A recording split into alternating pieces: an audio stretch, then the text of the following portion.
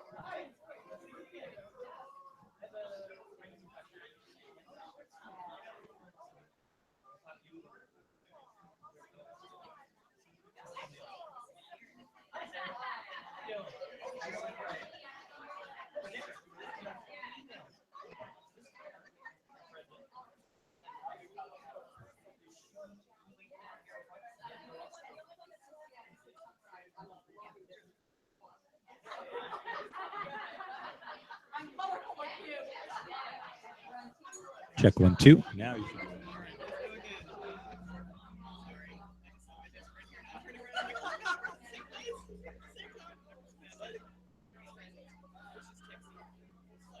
Check 1, 2.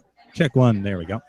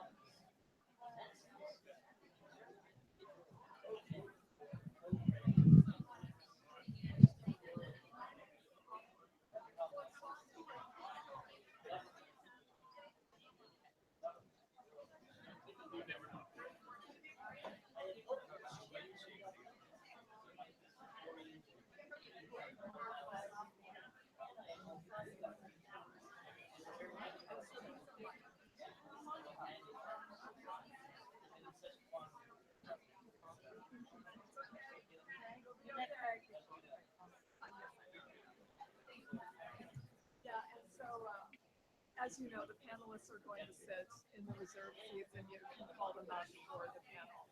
So if you'd like, between things, to return to a reserve seat, you may prefer to do that rather than... Yeah. I figured you'd sit here during the panel, but go to your reserve seat when other people were speaking. Now, is Helena here? And God, Yes. I know some of these people. Yes, so Karen Oldford is in the front row in the Tilted Online game. Okay. And Helena... I'll go over and say hello.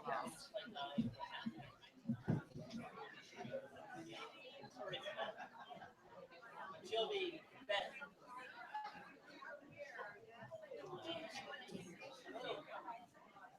Well, glad you're here. How you doing? Yeah. interesting year.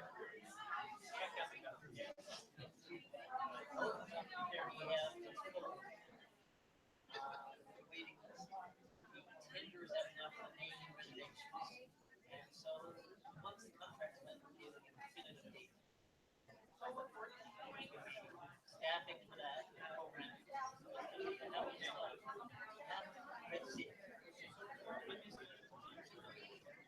Yes. Have regular evaluations program. Some don't want to know that that's good.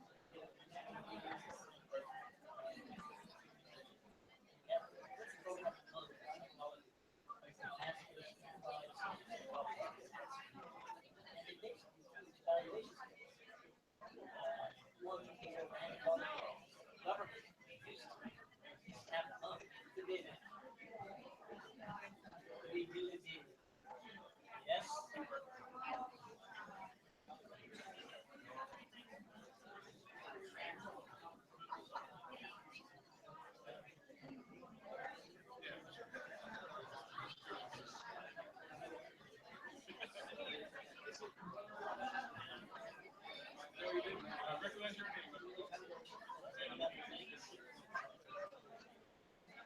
These guys are critical for this.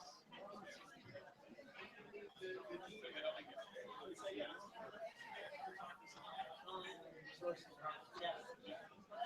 It's more traction all the way. And you're in a real tough spot.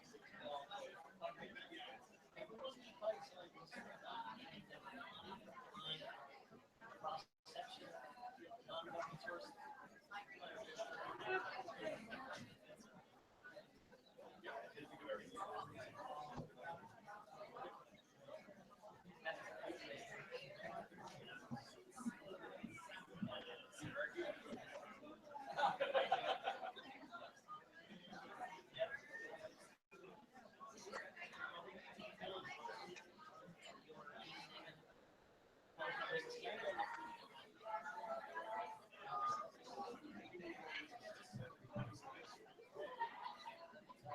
We get all the best. Yep. You're off the deep end.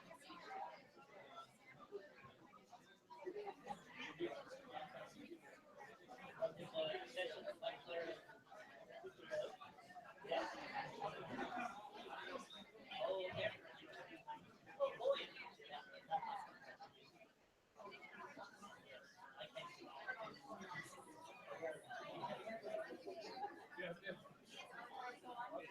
Well, exactly. Okay, let's do it. Yes, good fun. Fish all the figures touch.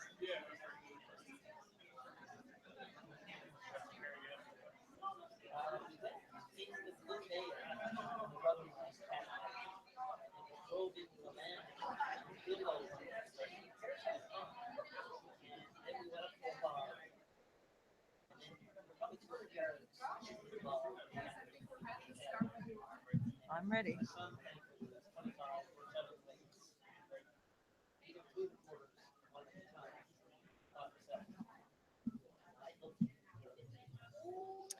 We're mic'd. What?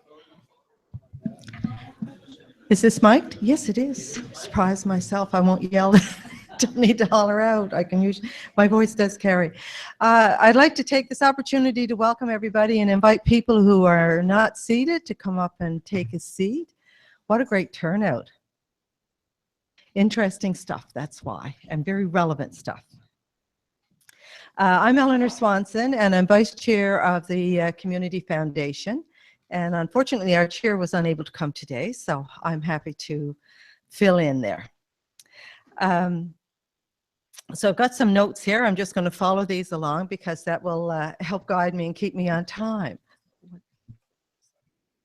Oh, am I supposed to? Okay, you do that, Ainsley. Ainsley is our chief in charge person who knows all this stuff. Okay, so The foundation, yes. 3 years ago, the foundation and the Harris Center at Memorial came together to produce the province's first vital signs. And I think everybody has access to one of those. They were on the chairs. Excellent. And it's a comprehensive, reader-friendly look at quality of life in our province. Since then, with the support of many community partners, the report has become an annual publication, which we're really pleased with. This year's vital sign responds to a question that came up over and over again when we spoke to community members about what they'd like us to cover in future reports. And it is, what are the differences between rural and urban parts of the province? When we look at topics like the economy, health, and housing, the challenges and opportunities are not the same if you're living in Cartwright instead of Cornerbrook, Parsons Pond instead of Paradise, or many different combinations of communities. So in our 2016 report, we're focusing on what it means to live in rural and urban areas of the province.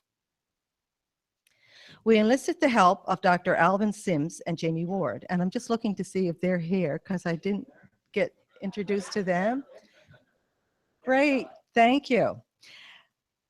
They're researchers with the Harris Center's Regional Analytics Laboratory, whose work on functional economic regions gives us a way to break the province down based on population into 5 types of regions. 1 large urban center, cities and regional towns, and 3 levels of rural areas, which range from places with smaller service centers to truly remote regions. You may be surprised to learn where your community fits in and what other places you have most in common with.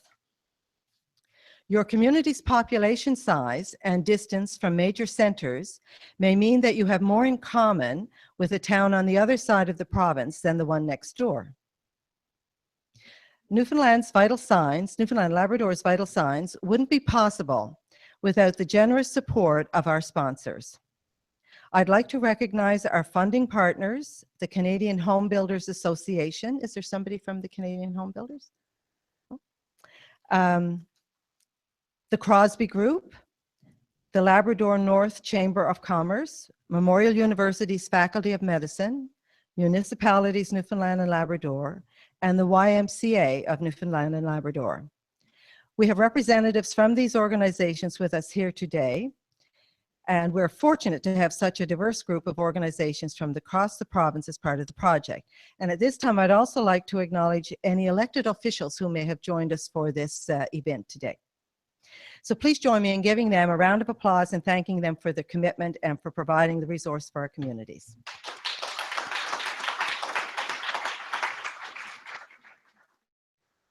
Now I'd like to take a moment to speak about our media partner.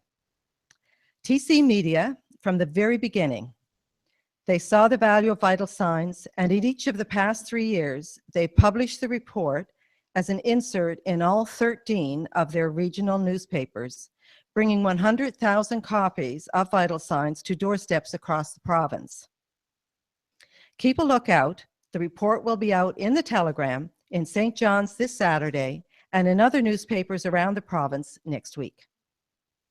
TC has given this project incredible reach and impact, and I'd like to invite Steve Bartlett, managing editor of the Telegram, to come up to say a few words.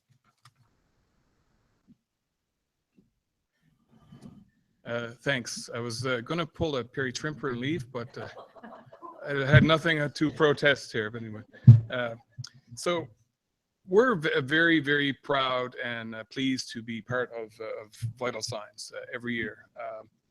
Part of our role as a news organization is being a change agent in our communities and providing information that makes a difference. And I think this particular issue, as in the other 2 that we've done, really contains some information that's vital to making a change in our communities. For one thing, like the municipal candidates statistics, that I think next year is an election year, and I think that might lead some people to making a difference in saying, I think I'm going to go for it this year, because I think that's the kind of impact that this will have. And being able to field a full slate of councillors is a big deal for some of our smaller communities. So if this helps even do that, it's made a huge difference in Newfoundland and Labrador. So this is why we're very, very pleased, because this is really a vehicle for change. And you know, it's, as a journalist, as an editor, this is the kind of thing that you want to support and be part of. So thanks very much for the opportunity to be involved. And I hope we all take this and make it the vehicle it can be, and to make Newfoundland and Labrador better. Thank you.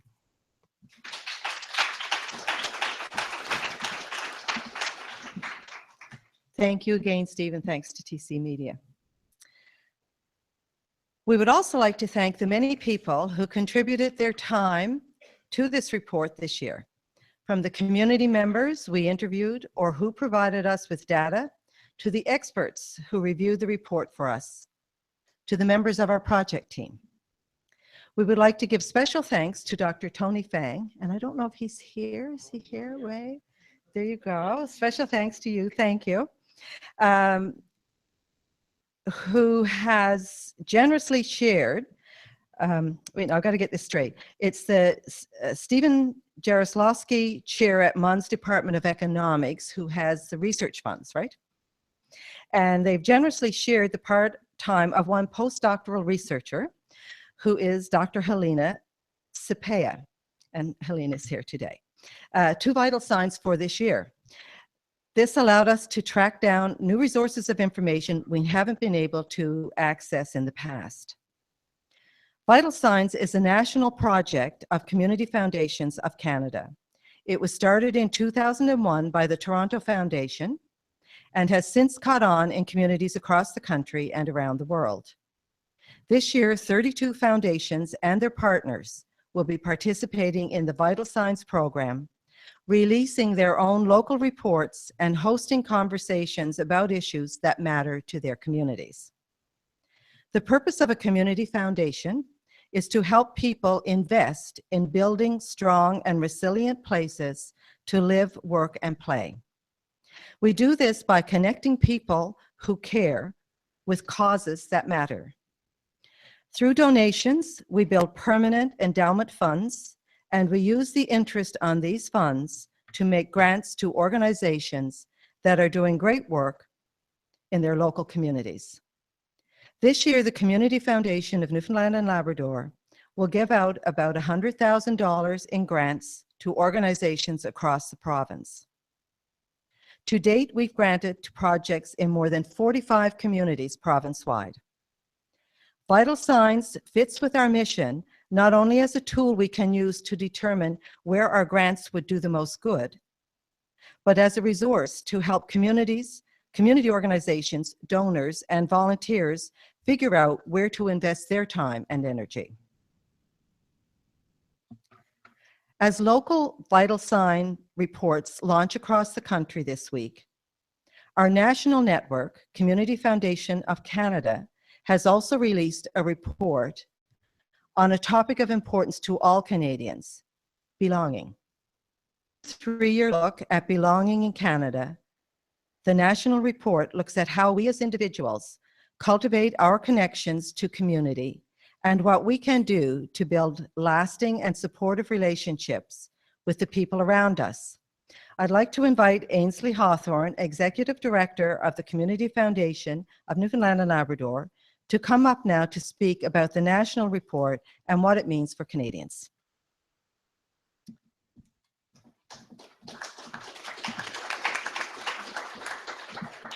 Thank you very much, Eleanor, and thank you everyone for coming out this afternoon. In 2015, Community Foundations of Canada released Belonging, Exploring Connection to Community, a national vital signs report that sparked an ongoing conversation about what it means to belong in Canada. So why does belonging matter? A strong sense of belonging is actually key to building safe, vibrant communities. People who feel like they belong are more likely to give back through volunteerism and to take community leadership roles. They also feel less isolated and live longer than people who don't. In a year when we decided to focus Newfoundland and Labrador's provincial vital signs report on the differences in quality of life between rural and urban parts of the province, the new national report on exploring connections to community shows us that there are big differences in sense of belonging in rural and urban areas that affect how we feel about living in those types of communities.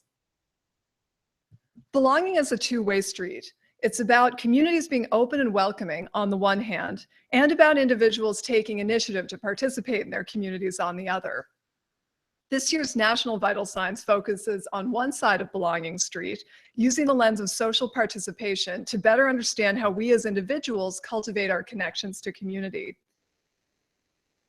The usual measures, social participation in Canada is on the decline. Volunteer rates have plateaued, around 44%, and individual Canadians volunteer 14 fewer hours per year than they used to in 2004. Canada doesn't compare very favorably to other countries for voter turnout. We get a C grade, and voter turnout has been declining steadily since the 1960s. Although if you look closely at the graph here, you'll see that this has been changing. There's a little peak that's coming back up since 2008, which is a positive sign that Canadians are beginning to feel more invested in the democratic process once again. Finally, the number of Canadians that donate to community causes is down by about 3%. But making up for the shortfall, individual Canadians who do donate are donating more per year than they used to, and Canadians aged 55 and over are star givers, contributing 47% of all donations. But even while these traditional means of looking at social participation are down overall, more Canadians are getting out and participating in community groups than ever before. And compared to 2003, more Canadians report good relationships with their neighbors and strong networks of friends. So, how does the average person participate in their community? They might use the local recreation center or library, attend religious services, go out and hear live music, or socialize with their neighbors. In this year's report, Community Foundations of Canada looked at 5 pathways to participation and belonging: the arts, sport, faith, activism, and online interactions, which are of course becoming a more and more important way that we interact with our families and friends. Together, these give us a picture of how people are actually reaching out to their communities on a daily basis. Book groups, murals, music festivals, and a whole range of art performances. They're fun, they're stimulating, but you may be surprised how much impact they have on our sense of belonging. People who go to at least once per year to an art gallery, a theatrical production, a park, or a historic site are more likely than average to feel a strong sense of belonging to Canada. The feeling of belonging motivates them to take positive action in their communities. For example, they're 34% more likely than the average Canadian to do a favor for a neighbor. They also volunteer more and make more charitable donations. And participation in the arts is on the rise. The number of Canadians who go to historic sites, galleries, and other cultural venues has risen about 10% over the past 20 years. 85% of Canadians agree that participation in sports builds stronger communities. Why? Because sport is inherently social. It brings people together both on the field and in the stands. New Canadians even report that they often have more meaningful social interactions playing or watching sports than in the workplace. Sports and recreation groups are the most popular type of community group. 31% of Canadians participate. Involvement in sport is also a gateway to other types of community involvement. So 65% of lifelong volunteers had their very first volunteer experience through sports and recreation. And sport is especially important for rural communities. Communities with fewer than 1,000 residents report more participation in sport than larger communities, which shows us the importance of nurturing sports and recreation in rural areas. Whether it's at a church, mosque, temple, or synagogue, people who regularly attend religious services do report a greater sense of belonging than those who don't. Now, research has shown that it's the social rather than the spiritual aspects of religion that are important to building this sense of belonging. Regularly getting together with others who share a similar worldview and the friendships we foster while congregating are important influencers of our social well-being. 65% of Canadians who attend weekly religious services volunteer, compared with 44% of those who don't. And those who consider religion very important are more likely to have a strong sense of belonging to the country and to make charitable donations. Canada's religious landscape is changing, and our country is becoming increasingly religiously diverse. With almost a quarter of Canadians reporting now that they have no religious affiliation, it's a good time to ask ourselves how we can continue to engage these residents in active community life. Now, when you first think about activism, your mind might go to marches and civil disobedience, but activism comes in many forms. It's about all the ways we get together to try to make things better in our communities. People involved in activism rate higher on several indicators of well-being, including sense of motivation, life satisfaction, and positive relations with others. Overall, Canadians show a bit of a decline in political engagement. We're less likely than we were in 2003 to be members of a political party, to attend a public meeting, to express our views on an issue by reaching out to a newspaper, or to participate in a demonstration. Given that activism is an important way that we influence policies and policymakers to make our communities better places to live, how can we foster this type of participation? Well, the research shows that activism starts at home. Parents who engage in voting, activism, and are members of community organizations raise their kids to be the same way. And we can look to our elders as role models. The percentage of senior citizens who participate in community groups has risen from 45% to 59% since 2003. The last part of the report looks at communities that aren't physical. Whether we're sharing photos with family, joining a forum for people with similar interests, or playing a multiplayer online game, the social nature of our online activity is making the internet a high-speed connection to community. The internet is more and more important as a venue for social interaction. Today, 2/3 of Canadians own a smartphone, compared with just a quarter a few years ago. % of households could have access to high-speed internet. Only 77% of them actually do. And we see that the internet isn't equally accessible to everyone. So only about 60% of Canadian homes with income below $31,000 have internet, compared to 95% of homes with income over $80,000. And the internet is also the source of a major urban-rural divide. 99% of urban homes have access to high-speed internet, compared to only 28% of rural households. So now that the internet has become not just a means of communication, but a key source of information and a social hub for many people, we have to begin discussing the value of online technologies and what these disparities might mean for our rural and urban communities. When we get involved in our communities, we gain wider and stronger social networks, access to support when we need it, a sense of identity and purpose, and the knowledge and skills to get things done in our communities. As we welcome new immigrants to our shores, work toward reconciliation between Indigenous peoples and other Canadians, and strive to create communities where everyone feels included, understanding the ways we create connections with the people we live with is crucial to building vibrant and resilient places to live. I invite you to check out the Vital Signs report on belonging at vitalsignscanada.ca and to join the national conversation on social media using the hashtag VSBelonging. So thank you all very much for coming today, and I hope you will be as enthused as we are as we move on to considering our provincial report.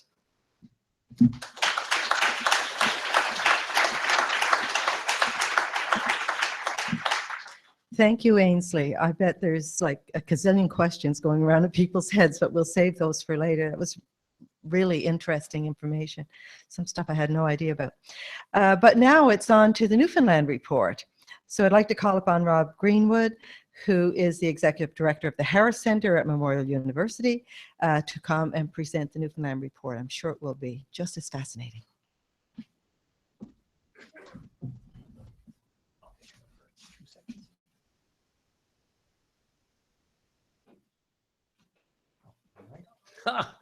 I'm standing here, so. Go to the backup. Oh, there we go. We good? No. I don't know. If John says it's good, you're all wrong. Yeah. That happens to me all the time. I'm wrong and he's right. It's great to be at another launch of Vital Signs, or a third time round. And it was the Community Foundation that approached the Harris Centre to begin with and asked if we'd partner with them to produce this for the province, Newfoundland and Labrador. And we were able to build on a lot of the great faculty, students, and staff at Memorial that we had been working with at the Harris Center for years already. And we've built on that and built the capacity even more as a result of the partnership. So it really has been a win-win-win. And of course, we had done a bunch of consultations after our first Vital Signs came out to find out what people thought of that one, what did we miss, what should we emphasize, and that's informed last year and this year. And one of the areas of work the Harris Center has done a lot of work with, as I already mentioned, with Alvin Sims, Jamie Ward. We've developed what we call it the Harris Center RAN Lab, the Regional Analytics Lab, is looking at the various types of rural-urban relationships in the province. So I'll get into how that filtered through all the themes in the report as I go along. The graphics, layout, approach we take to Vital Signs is as important as the content. And the production team, once again, has done a fantastic job on all that. And this bubble diagram always is probably the most popular of the report, and it evolves every year. And so this time around, we did it with the rural-urban in mind, taking by what most international standards is very small and in some places considered rural, the St. John's area, but in Newfoundland and Labrador context, it's the large urban.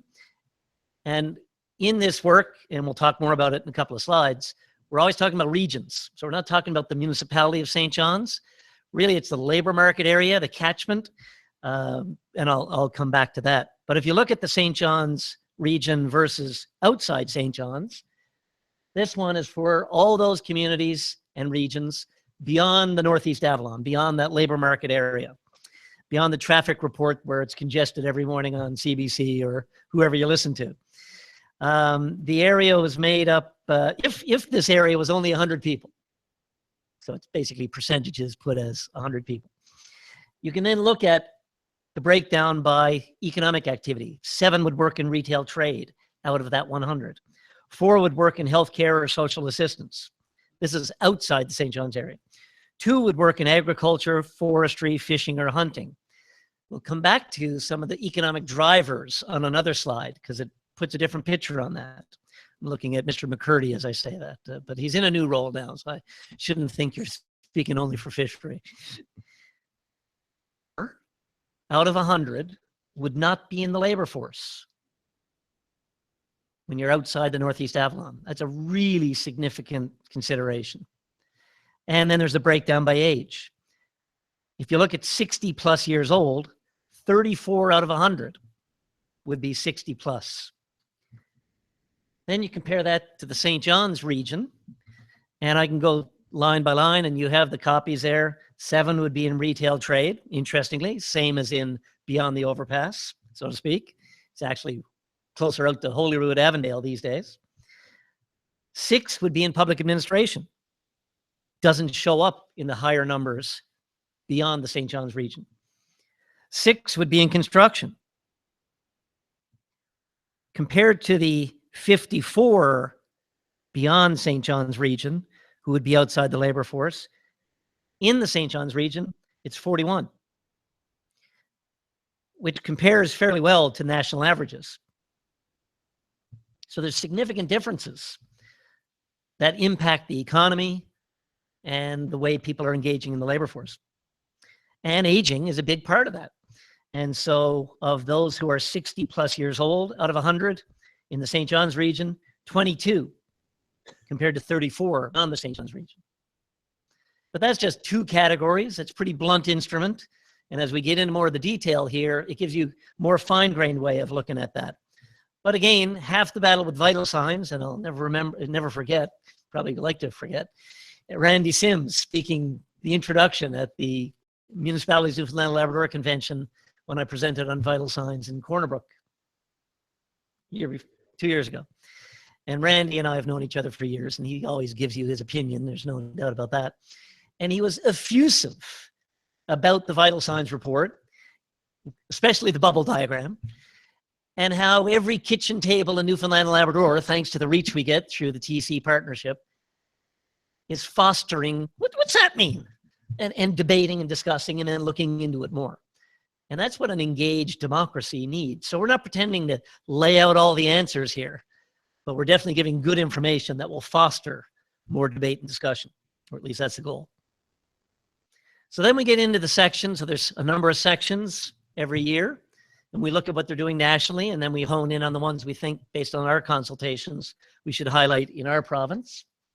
And the section on economy this year, with that rural-urban emphasis, drawing on the work of Alvin Sims and Jamie Ward, looks at this notion of functional economic regions. And the real point of that, we've been doing work on that at the Harris Center for a while now, is that, yes, we all live in individual municipalities or local service districts or communities, dots on the map, but that's not how we live our lives. Unless you're living on an island or a very remote community, which we have our share of in this province. But the vast majority of rural people and the vast majority of rural communities are part of a larger network of rural and urban communities. So people get up in the morning where they live and they drive to work in a neighboring community. And their kids go to school in another community and they shop in another one. And there's this zigzagging all the time in our regions. And of course, we know we have a lot of long distance commuting, and we don't capture that as well in this work. But there's other project that Barb Neese is leading at Memorial, looking at the long distance commute. So when you think rural urban, we should be thinking more of flows and relationships and regions, not dots on the map. And so when you map the functional economic regions, and Alvin and Jamie and David Freshwater at the University of Kentucky, he's an adjunct in our geography department at Memorial, where Alvin is based, have developed this methodology, and we've had a lot of support from ACOA out of Moncton, actually, for all of Atlantic Canada. And we've drawn on that for the vital signs work. And so when you look at the various functional economic regions in the province, you have a typology here, it's up in the corner, of, and Eleanor mentioned it already, of large urban. And in Atlantic Canada, that's the Halifax region and the St. John's region. Then you have cities and regional towns in that kind of pink color. And that's the region that those population thresholds and all the definitions are in there.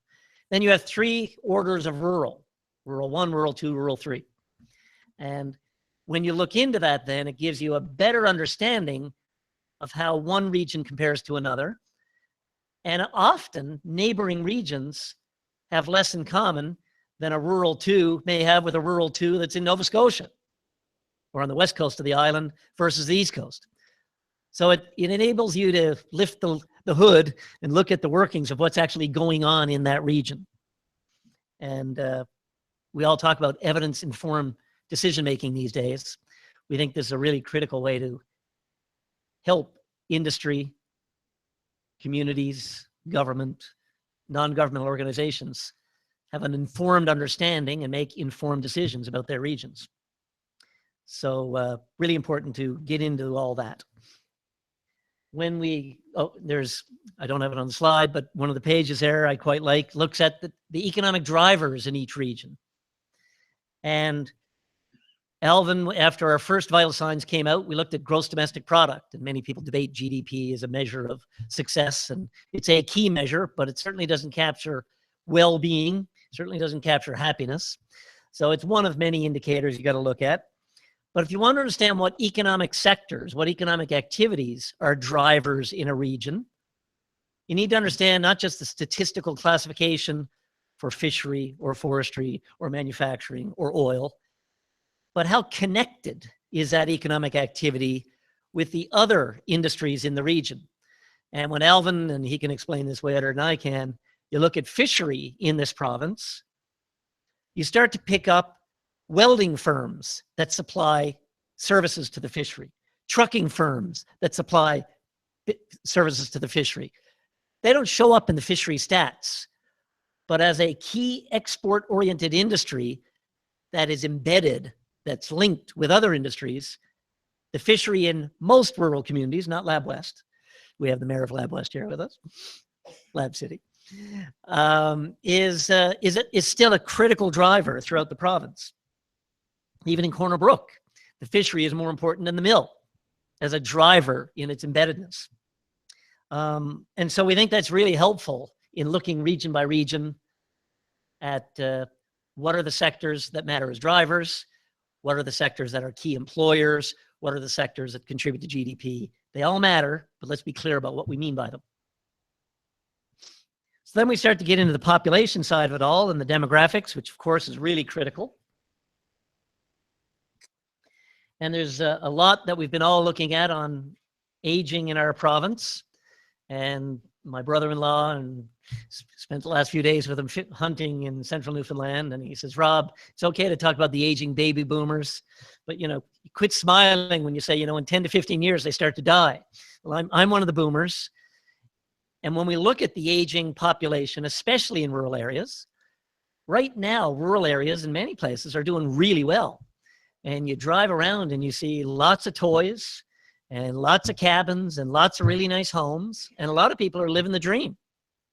But when you look at the long-term prospects out 10, 15, 20 years, we better be thinking about who's going to be in the labor force, what are the sectors that are going to be employing them, what are the appropriate types of services and service delivery that are going to make them sustainable, viable, high-quality life places. And I'm really bullish and optimistic about the future of Newfoundland and Labrador. But we got to be thinking in terms of innovation, productivity, appropriate service delivery models for the appropriate regions. And so some of these stats highlight where we're going with some of this. The examples in vital signs show some of the challenges, but they also show some of the successes. So the goal of most people, if you're working in a seasonal industry, you're going to have seasonal employment. But many people today want to have year-round employment. So how can you combine seasonal employment with other types of seasonal employment? Or how can you cluster activities together so you'll get more months of work a year? Coast of Bays, the Bay d'Espoir region, aquaculture has been an amazing success story. And it's got its challenges, depending who you talk to, especially in the impacts of salmon and so on.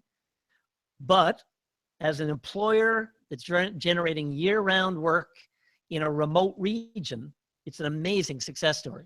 You can talk to anybody down in that region. And again, it's embedded. There's a lot of linkages.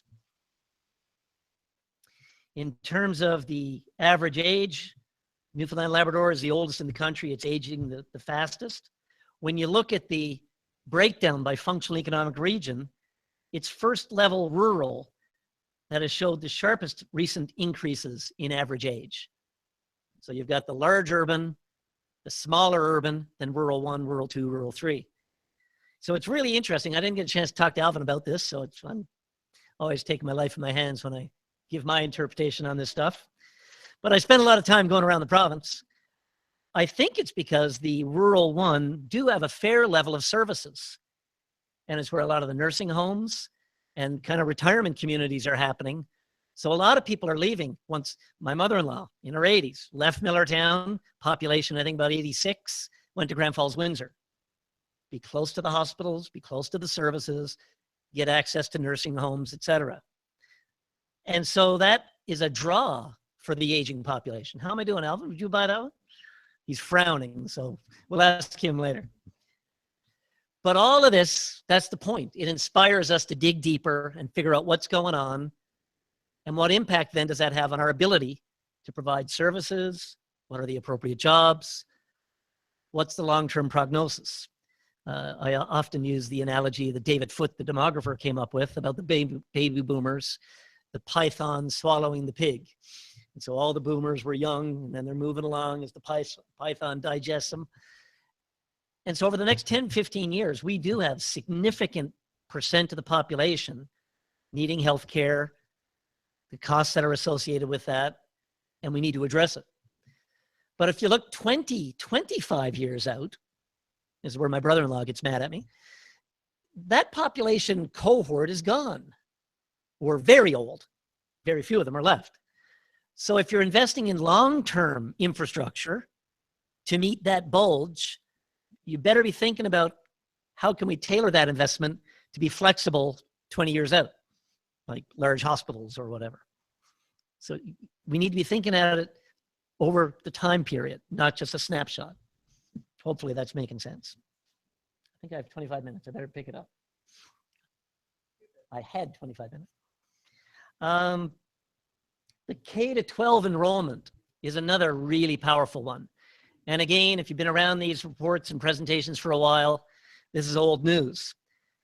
But if you haven't seen it before, it's shocking. And seeing it in the vital signs when I looked at it this time. So in 1971, I graduated in 78. I'm getting up there. So I was in the school system in 1971. There were almost 163,000 students in the Newfoundland and Labrador school system. By 2015, down to just under 67,000. So when you think of the number of young people and the services and opportunities in this province, and when you're in post-secondary, thinking of who's coming out of grade 12, in my day it was grade 11, into the college system, private and public, into the university, that has massive impacts. And it's why the percent of students at Memorial from outside of Newfoundland and Labrador is increasing, and is much more important if we keep a steady enrollment. I'm sure the college is the same. Civic engagement, one of my favorite topics with the Harris Center's public policy role. We collaborate a lot with municipalities Newfoundland and Labrador, and delighted their president and executive director are here today. And Steve highlighted it actually with the upcoming municipal elections. Aging demographic is having an impact on municipal governance. Out of 267 active municipal elections in 2013, the last municipal elections, 25% were unable to fill all the positions on their council. Just 3.5% of all municipal councillors are under the age of 35. So as Steve says, as people are looking at vital signs around their kitchen tables, around Newfoundland and Labrador, I really hope they're taking notice of this and saying, I better get involved.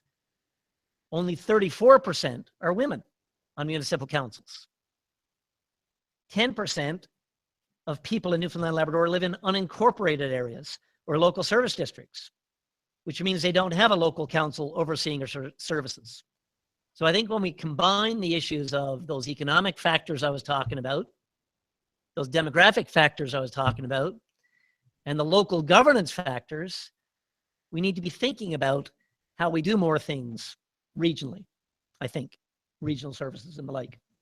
Certainly M&L has been talking about that for quite a while. Well, I said all my slide without pulling it up there, sorry. We also see some of the work that Barb Neese is doing, which isn't in this report, we've had it in before, the impact on volunteer organizations of the long distance commuting. So that civic engagement is having impact on local governance, fire departments, fire services, et cetera. Interprovincial migration is the big centerfold. Us policy junkies, you know, we like different types of centerfolds. Is that politically incorrect, Rebecca? Is she looking at me now? And I really like the way this has been done, and the team really put a lot of work into that section, because you have people giving some of their life history snippets across the top who moved in or out of the province during those periods. But then you also have some expert commentary where the ups and downs are. The key thing for people to look at this net migration is to recognize always it's a combination of push and pull. So it depends on what's going on within Newfoundland and Labrador, mainly in terms of jobs, but also what's happening outside Newfoundland and Labrador. So historically, Newfoundland and Labrador had the highest return of Canada. Toronto or Edmonton, you're far better off to be home out of a job.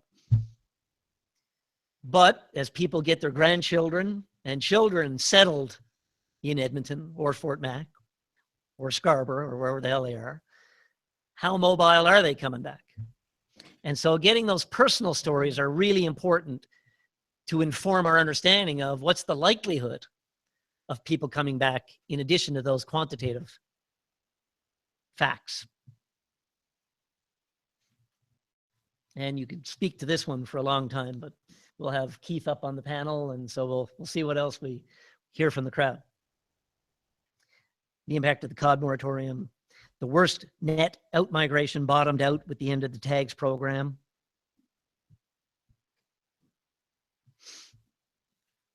And then we look at wellness as a section. And there's some really interesting developments.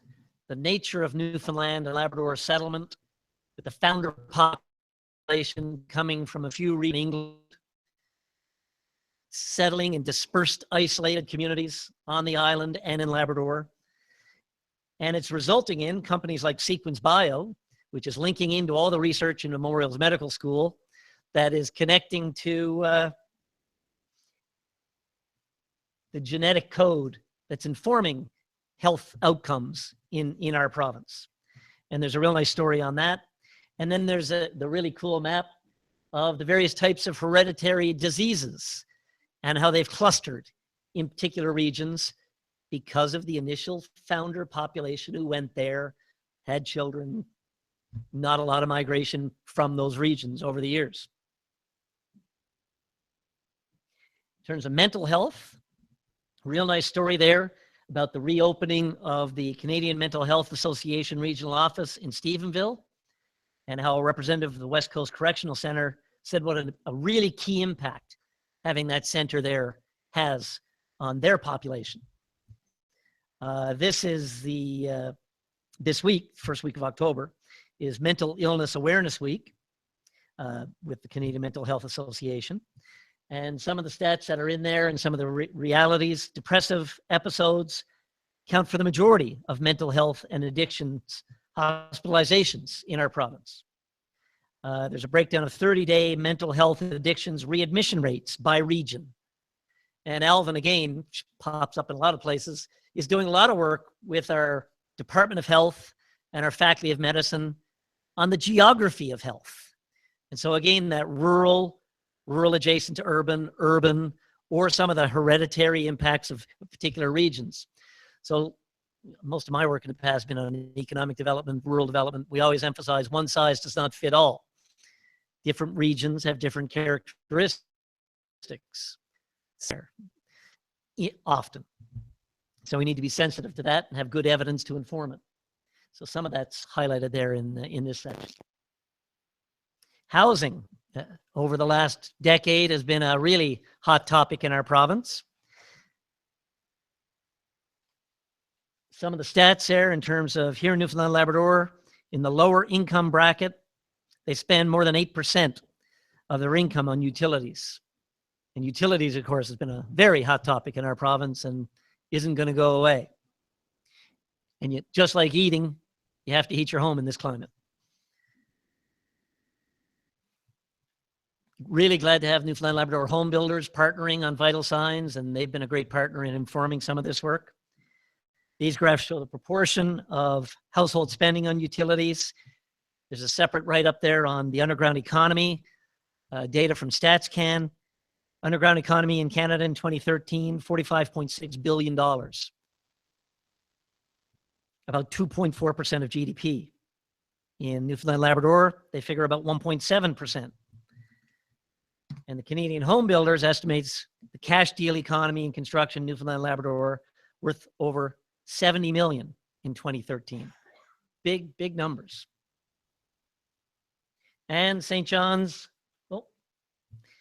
has the highest new house price, no big surprise, St. John's region.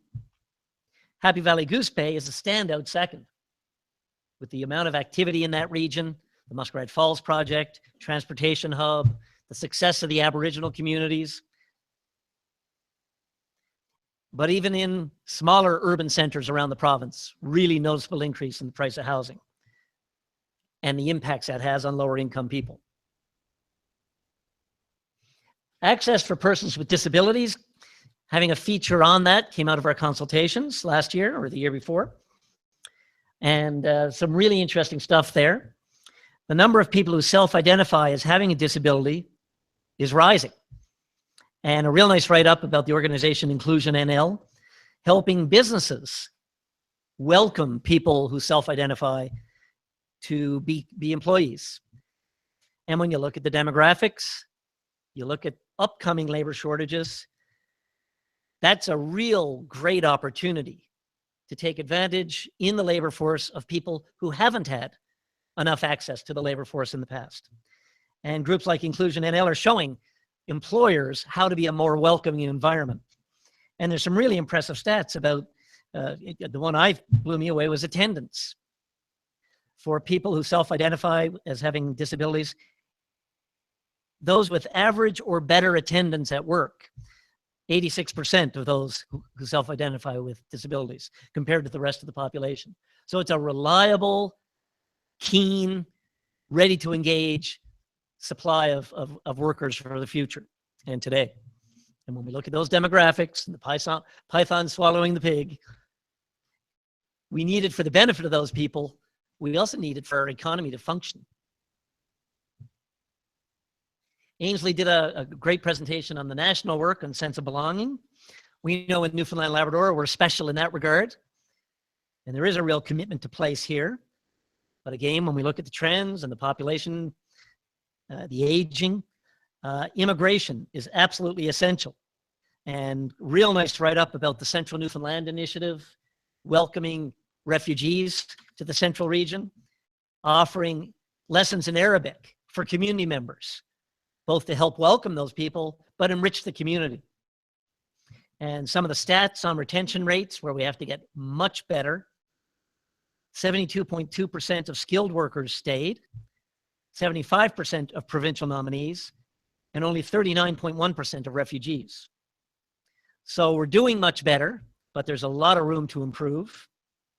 And great stories of that, for example, the Central Newfoundland welcoming community approach. Almost done. Arts and heritage, another critical part of our way of life and sense of belonging and identity in this province. And it highlights some of the work, the new art gallery exhibit at the Rooms, highlighting Nunatsiavut's rich artistic history, first major exhibition, and some really interesting stats on the number of creative and performing artists per 1,000 people, so per capita. The highest in the province in Nunatsiavut. And if you've traveled to those communities in Labrador, the number of artists, the superb artwork, it is pretty clear why that is. And that opening reception, Art and Craft from Nunatsiavut, is Friday, October 7, 7:30, runs from October 8 to January 15. So that's the high level, very high level, although a few smatterings of my interpretation, but I'd love to hear you disagree or enrich or debate. Leave that to the panel. It really is an honor and a privilege for the Harris Center to work with the Community Foundation on this project, with our corporate sponsors, our community sponsors, with the TC Media. And I'm really looking forward to lots more years of Vital Signs. And we're always open to ways that we can adapt it, develop it further. I know Steve is keen to look at that. So if anybody has any ideas, let us know. And I'll pass back to Eleanor. Thanks a lot.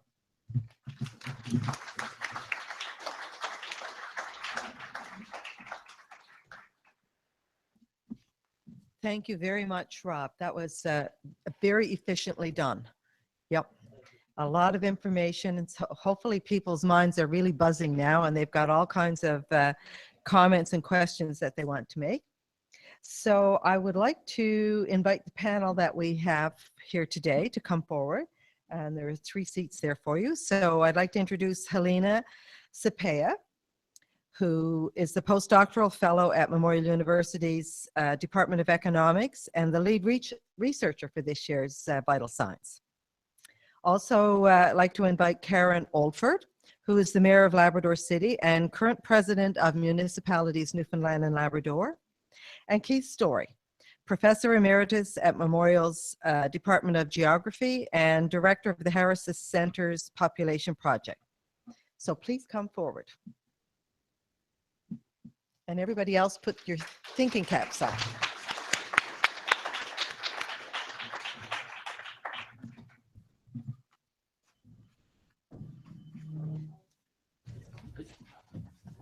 Yeah, thanks a lot. We'll see the way this panel's going to go. Yeah, there you go.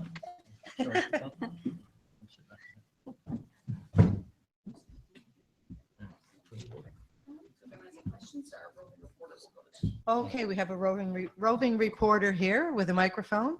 So we will take questions from the floor. Please stand up and participate. Invite you. Encourage people. Did you have any questions that you wanted to share with people? No? Yes. Thank you.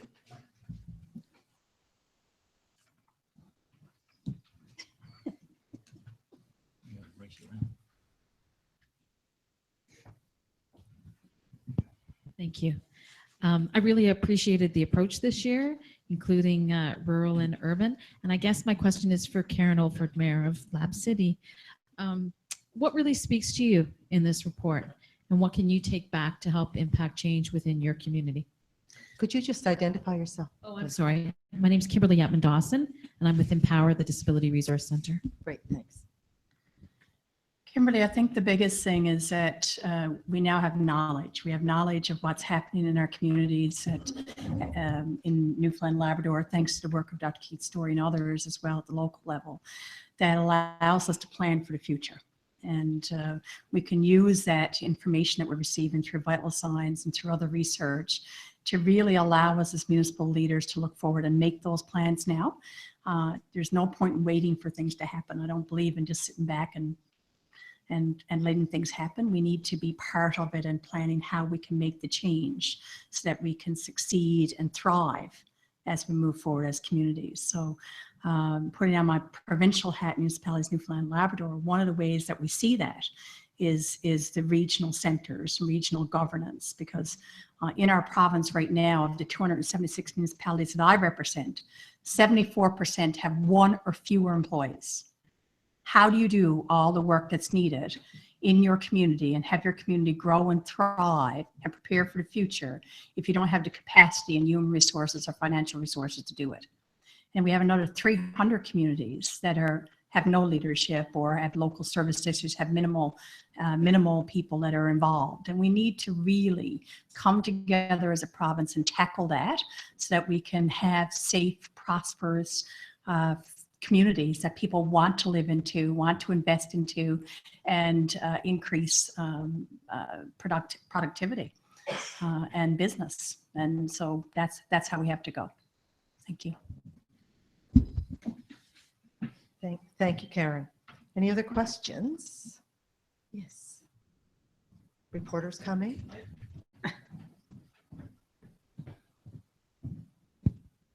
A question related to your last point, the mayor made about the number of people in communities, small number of people to do all the work. And a question about volunteerism. Where is that going in terms of statistically as compared to where it used to be? Where we have volunteer firefighters and so on, but for the other things that the community has to do, is there an opportunity to have more volunteers to do that kind of work? Could you please identify yourself too? Thanks. Gordon Slade with the Shorefast Foundation. Sure, Keith. Hi, thank you, Gordon. Good question. First, may I say thank you for the opportunity to be here. I'm a great fan of the format of this as a way of displaying quantitative information. I'd like to come back to that later, but in terms of the specific point that you have made,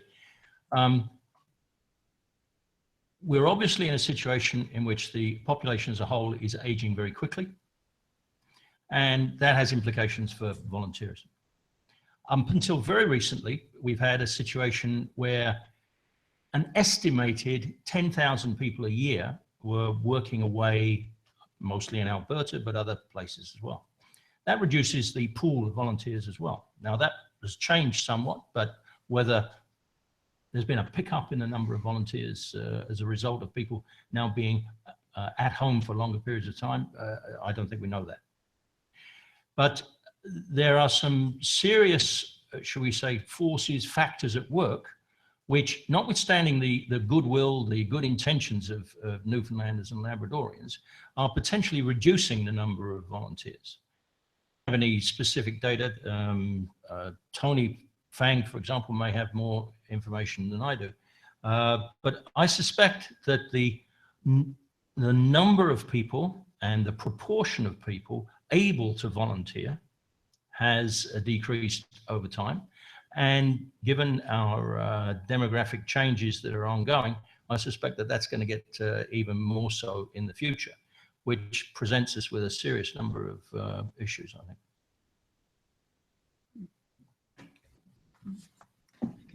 Thanks, Keith. Question at the back. Ellen, okay. sorry. Oh, I'm sorry. Karen would like to Karen. add some comments. I just add that, you know, there's no doubt that the charts, the numbers there speak for themselves. The amount of volunteering is down, but we also have to look at how our families have changed over time as well. Many years ago, it was unusual to have two members of the family working, let alone working shift work or working in situations where one is away for long periods of time and the other one is left back with all the responsibilities. So I think that contributes as well to what we're seeing in our communities around volunteerism. And so for a lot of organizations, and I've been involved with many, many volunteer groups in my community, you have to find ways of working around people's other commitments to allow them to volunteer. If it's that 1 hour for the minor hockey banquet, that's all they can do. Well, that's what you have. You don't have money executive for the whole year because they haven't got it to give. So you find innovative ways to get your volunteers out that they can participate in your community and still give back and feel part of that close-knit network that's needed in our communities. Thanks. Did you have anything to add, Helena? Yes, I would like just to add briefly in terms of solutions to the issue with decline in volunteering. If we look at public service delivery, there are other ways to organize service delivery, and there were several reports released in 2014 and 15 by Newfoundland and Labrador government, where and stakeholders in the province discussed those issues and how to improve public service delivery in the province. And that was one of the biggest issues. And there are already lots of service sharing in the province. I don't remember the exact number, but that would be probably like about 70% or something. 70% of municipalities share services. So those are potential ways to improve public service delivery. And we could look at sharing services, sharing equipment, and using information technologies as potential ways to deal with declining volunteering. If we look at particular communities, right, they would have to pool resources and work with what they have. Thanks. So the next question, if you would identify yourself first, please. Yes, certainly. My name is Wanda Kufyoung, and I have a private company, and I work in immigration and international recruiting. And it's very nice to be here today. It's the first time I've attended one of these sessions, so I'm quite familiar with the work of the Harris Center, and I know several people in the room that I've been able to identify with. But I guess so for a lot of you that don't know me, my business, I'm on the business side, and the job that we do every day is we struggle to bring people here to work or to go to school and to stay here. And I guess I see things from a whole different perspective, because it takes so long to get them here, to get them into places like Forto or Lab West or whatever. We're currently struggling. It takes a year for the processing of documents. And of course, we're only nominating, I think, 380 people a year to fulfill the backfilling of the requirements that we have. So there's some real core issues with regard to the mechanisms that we're doing. We're never going to meet our core numbers as well. Like we bring Filipinos, and we do a lot of work in the Francophone mobility program that's very new. And I see a group here from the Francophone community. It's exempt of a lot of exceptions, and we're not bringing enough of them into the province. And we're not getting the word out to the communities and to the organizations that they're able to bring these people and to welcome them, especially where there's already Francophone related communities. So I think too, one of the other things I just wanted to mention, for those of you may or may not know, Newfoundland and Labrador does not have a business investment stream. So we have right now sitting in a pot people with money from China, some of the Asian countries who would like to come here and invest in our fishery, agriculture, but they're not allowed to do it in Newfoundland and Labrador. They haven't been able to do it since 2009.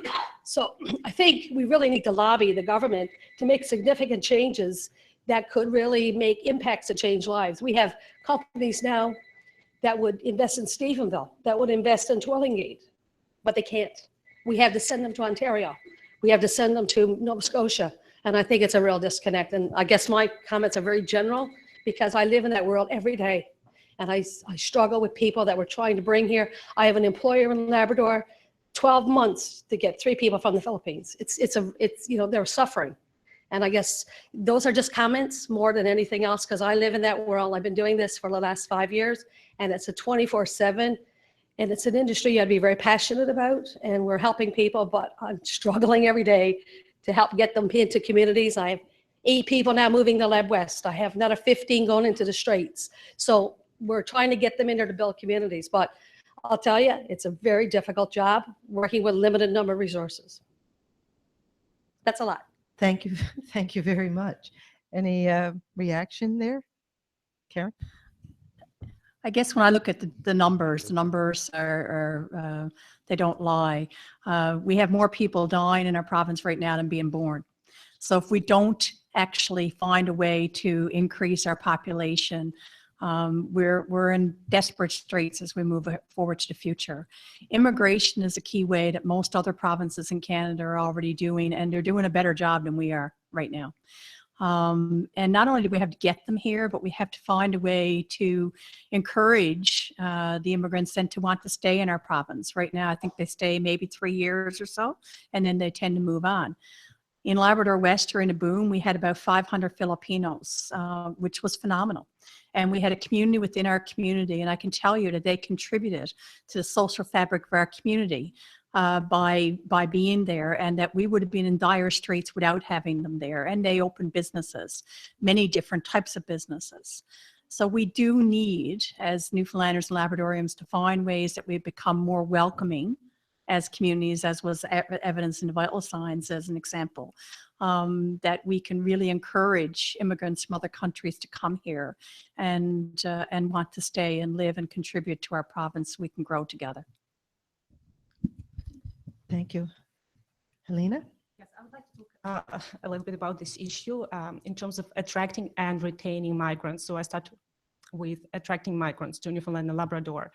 And the main issue here, I guess, is to it's a political decision because the province should commit to increasing the number of immigrants coming to this province, at least using its provincial nominee program, because that's what some other provinces in Canada are doing, and especially Manitoba and Saskatchewan.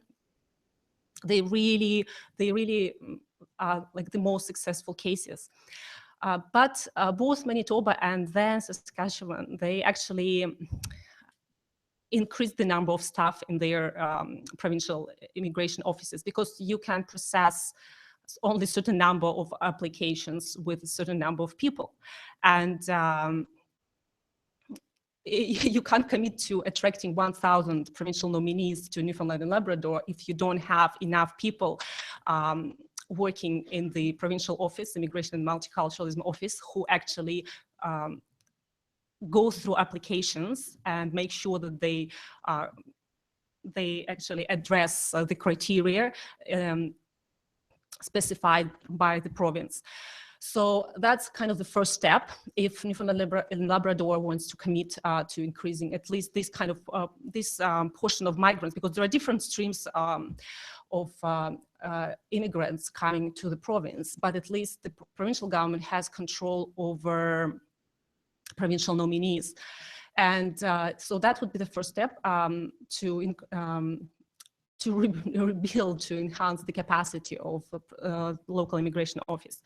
But then, of course, I understand that there is an issue, obviously, with processing applications at the federal level. I mean, because they might be, and they're likely to be,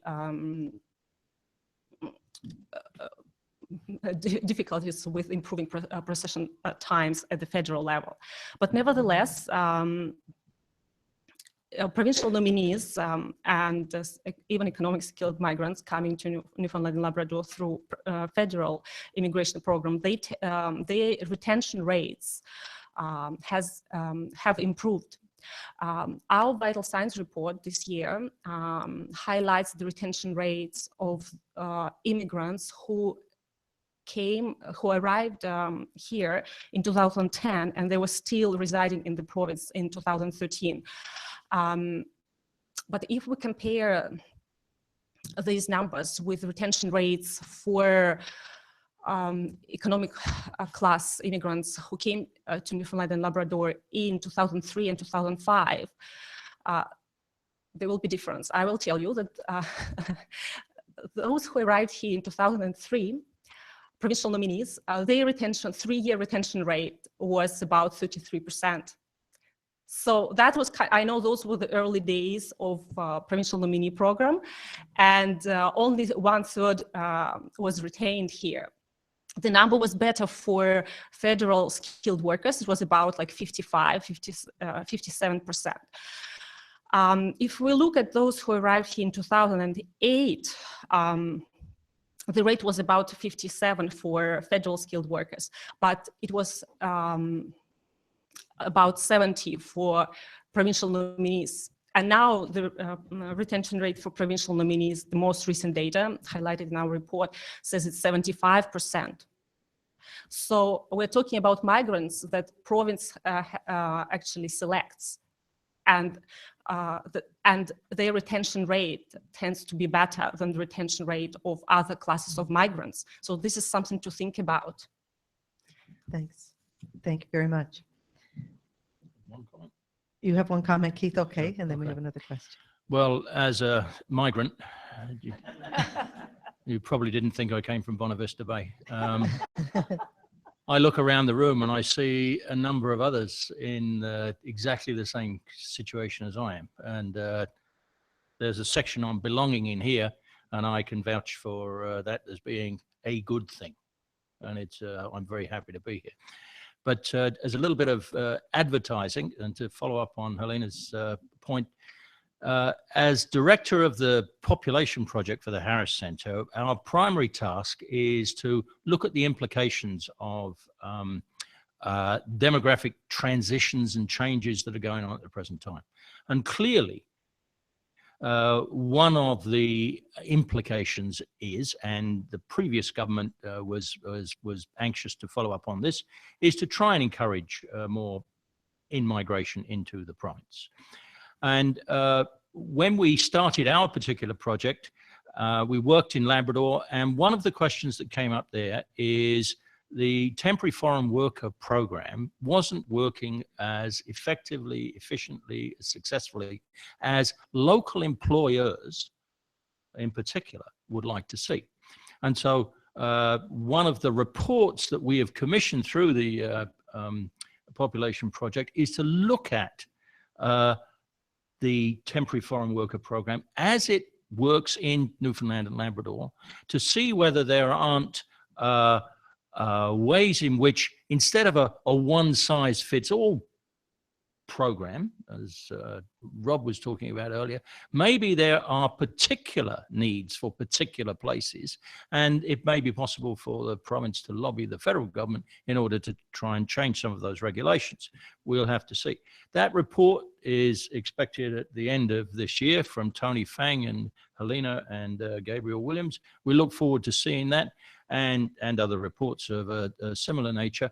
But there's no question whatsoever that we need to do a lot better in terms of attracting, retaining, and keeping happy the migrants that come here. Thanks very much, Keith. I thought I saw somebody's hand down there with a question a little while ago. There you go. Microphone's coming. My name is Michelle Porter. I'm with Newfoundland Quarterly. I was actually interested in all the people up there, very deep into this research. But what information came out of this that was unexpected for you, and what new directions or solutions has come from some of this information that was unexpected or new or different than you had expected? Well, I'll start. As an economic geographer, I'm used to trying to look at spatial and quantitative data and present it in a way that people can understand it. And so I have to say that while I wasn't necessarily familiar with some of the statistics, I felt comfortable with the information that was being presented. It's a balance here of some pretty depressing information, along with some very positive information, and I think that's absolutely important. In terms of the second part of your question, what would I like to see in the future? One of the things that struck me here was that if we're talking about any kind of revival of the province in a demographic sense, we are very much dependent on young people. And there's, at the moment, other than attracting people to the aquaculture industry in the coastal bays, there's not a lot of information here about what it is that's going to keep the key group of people that we need to retain here. So for the future, I would like, and this is next year's program, perhaps put in a bid for more information about what is here for the next generation to build upon. Thank you. Yes, Helena, you want to add something? Yes, I'm going to reply partially to this question. Yes, Keith, you're right. We were actually thinking about that. Okay. We were thinking about that, and we had debates about exactly this issue, because we wanted to offer some sort of labor market outlook and exactly what is here in this province. And but we couldn't find we couldn't find really a reliable source of information that wouldn't be controversial. We looked through the report that had a like 30-year forecast or something. Like they predict, that report included predictions for occupations in Newfoundland and Labrador, like in the next, I think, 5 or 10 years, and then like 25 years. But I think the difficulty with such reports is that the situation changes so quickly, and I must admit that we decided not to take this risk, but hopefully Vital Science 2017 will follow up on your suggestion. Okay, thanks. Karen? I guess when you asked is there a surprise here, for me as a municipal leader, the biggest surprise is how quickly this is going to happen if we don't take some measures now to correct it. I mean, we're looking at 20 years. I still, well, I'm quite on the edge of the baby boomers. So I'm still hoping to be around in 20 years and still very active. And for a lot of our communities, they're going to be hard pressed to still be able to provide any quality of life or any types of infrastructure and people to actually be able to work that infrastructure in the next 20 years if we don't do something now. So when you're looking at communities that are going to lose 50%, 45, 50% of their population in the next 20 years, that's very, very significant. And we know we have an infrastructure deficit of wastewater of about $500 million. And about a $500 million deficit in clean drinking water systems that need to be replaced. So $1 billion. And we're going to take that money and start to invest it now, but we're going to invest it at the population levels that are there. And they're going to be half of that in a lot of these communities. And who's going to be there to be able to look after it? So, and who's going to pay for it in the long term? And so we need to be factoring in those things when we're looking at where we make investments in our province and how we're going to help these communities to survive and thrive. Okay, thanks. There was a question. The gentleman in the navy blue sweater had his hand up for a while.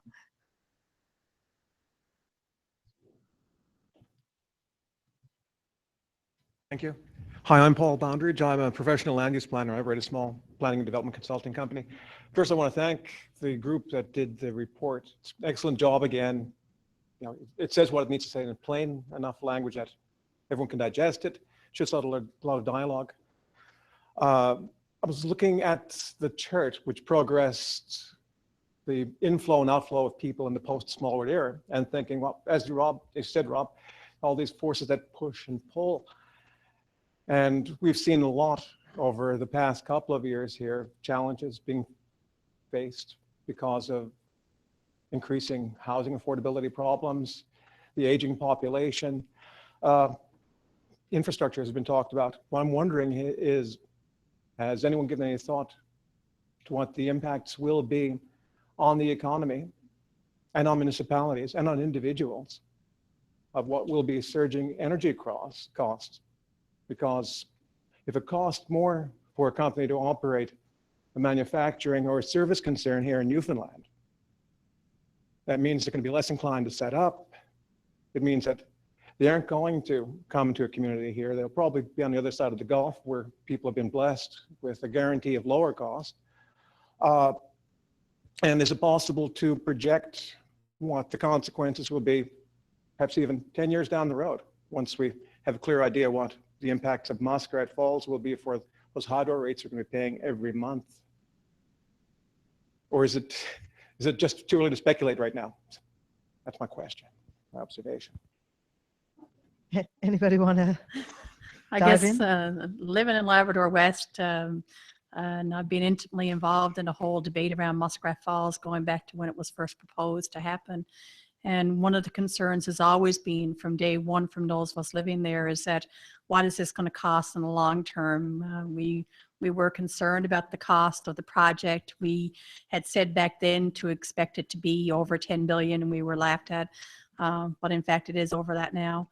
And when you look at what the projections are, what residents are going to be paying, it is scary.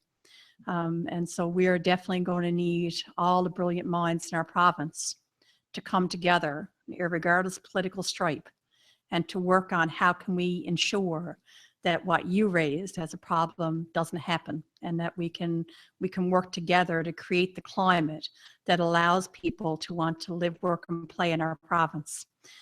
So that will be our biggest challenge as I think we move forward to the future. I believe that there's a way that we can do that if we all work together. But I think that we're going to really have to take the bull by the horns and take all this data and research that we've got surrounding us and utilize it to make some very difficult decisions as we move forward to ensure that we thrive. Thanks, Helena.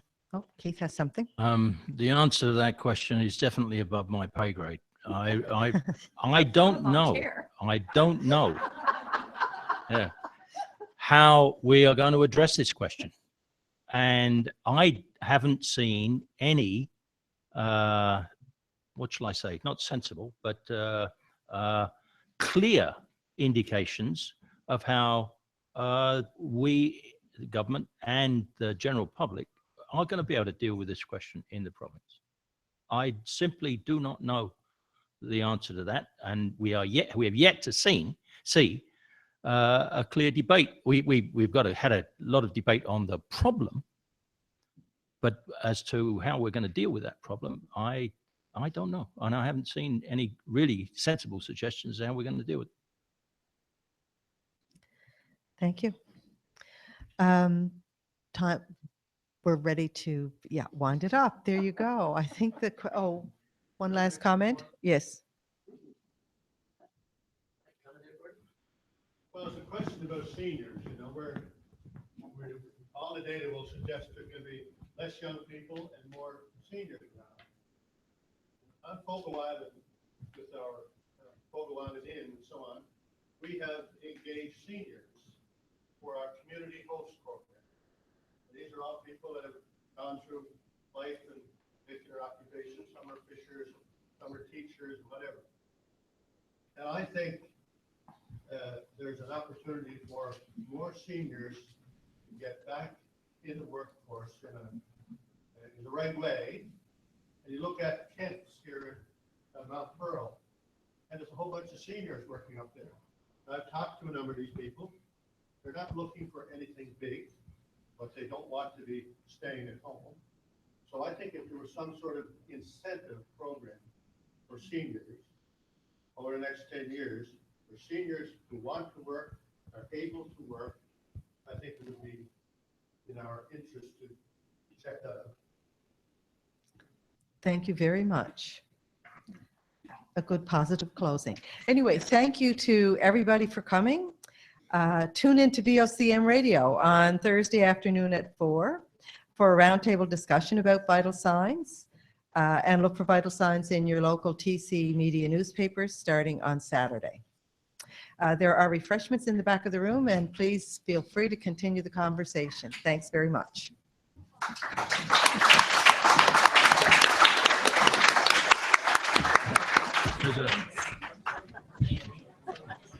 I'm glad you chose our problem.